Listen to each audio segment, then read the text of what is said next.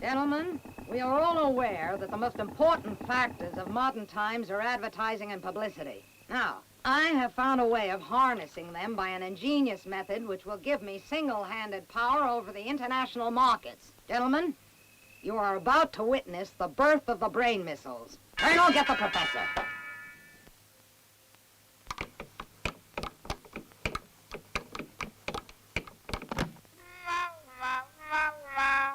I'm hungry. You can eat later. Right now, show these gentlemen the results of your research on man.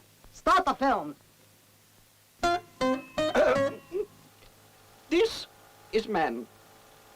Through a slow but inexorable process, he has been absorbed by civilization, which has transformed him into a different being. Here is man as he is now. Man has become almost completely automated. He crosses the road to the signal of the traffic lights. He gets up to the alarm of the clock. When raising his glass, he says, "Cheers." And when insulted, his reaction is always, "Who do you think you are?"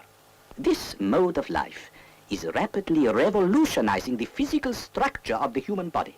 Outwardly, male and female are very similar.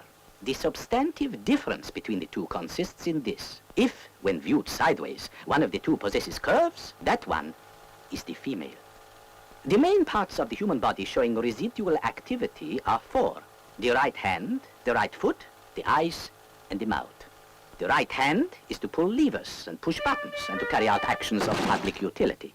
The right foot is to exercise pressure on the accelerator of a car.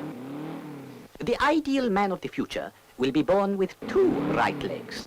Eyes are for looking at television and highways. Intellectuals also use them to read book covers. The mouth is used mainly for smiling and smoking.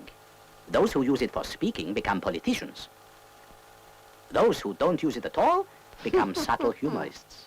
Internally, man is very simple. He has a few organs, all numbered, whose job it is to become diseased.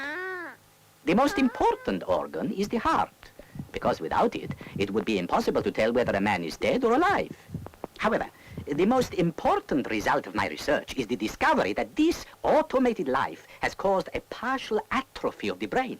This organ has almost totally disappeared, leaving a considerable empty space in the skull. But I had a different concept. A small missile with an electronic remote control receiver operating on one single wavelength, controlled by one person only,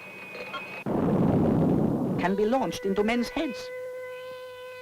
The impact is so sharp as to be painless.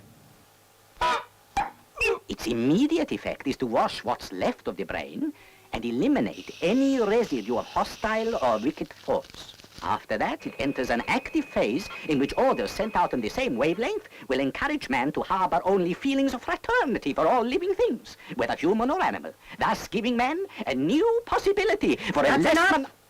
I know! I'm very hungry.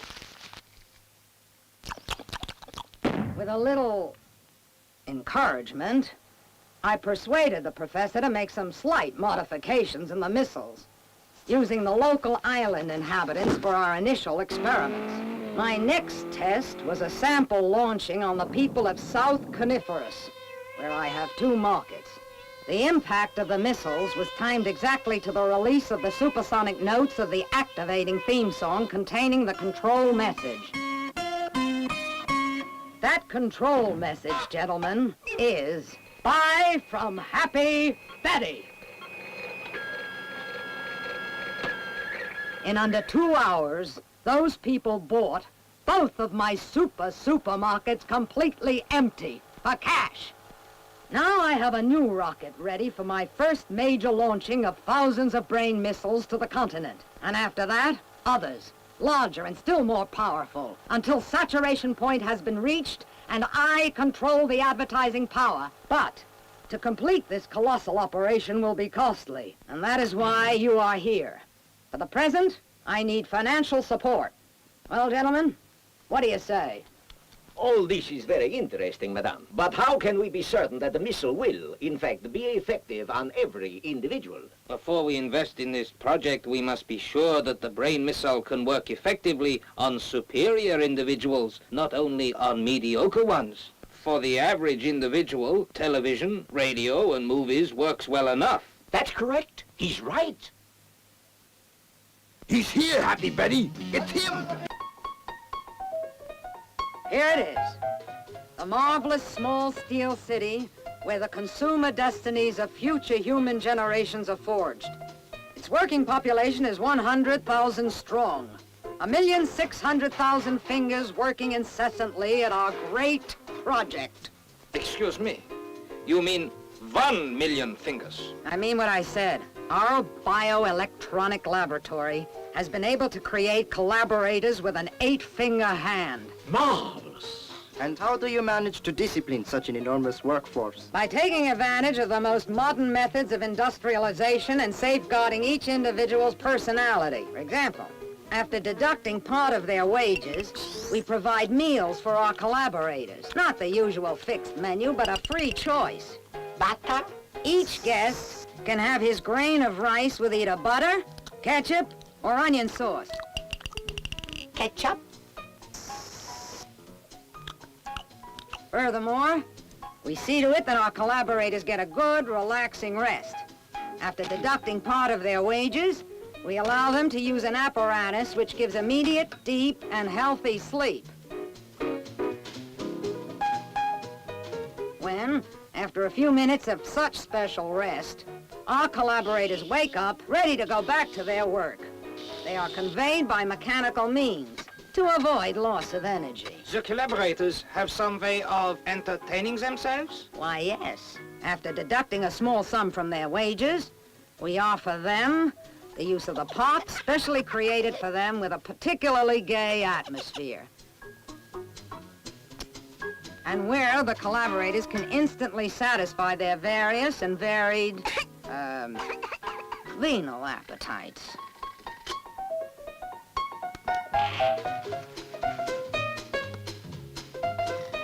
What about vacations? Short, intensive, exciting, healthy. Our collaborators are given the opportunity to see the most beautiful sights in the world, while international artists sing and dance to their local music. There is also special apparatus to provide sunbathing and for local souvenirs.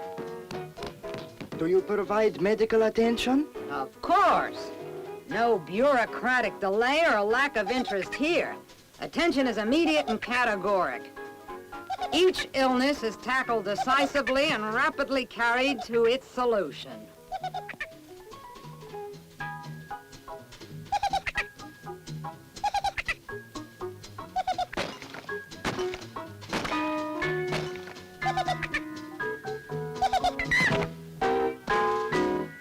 To return to the actual making of the missile. At this point, the electronic brain produced in cans by a secret process is grafted on the missile head. And the whole thing is thoroughly sterilized. After which, it is ready to be fitted into its final shell. The brain missiles are then taken to the great rocket, which can house up to 15,000, and which is ready on the launching pad. The rocket goes up. The small missiles detach themselves, and by means of the electronic eye are directed automatically towards the people on all continents. This rocket cannot be picked up by radar because it is motorless. 90 specialized collaborators who pedal with all their might activate a propeller which projects the rocket into space. The first rocket in history to work without a carburant.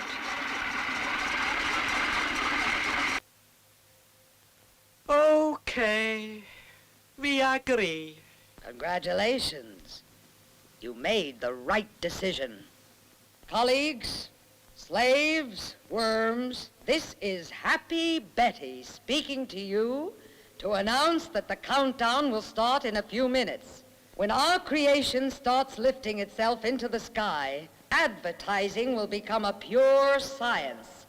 Posters, films, and radio commercials will be useless because there will be no more doubts on the part of the consumer as to what to choose. They will forever buy only Happy Betty products. After this rocket, others, increasingly powerful, will follow because a cartel of international shareholders have now decided to finance my colossal project. Long live Betty! Long live Betty! Long live Betty! Long live Betty!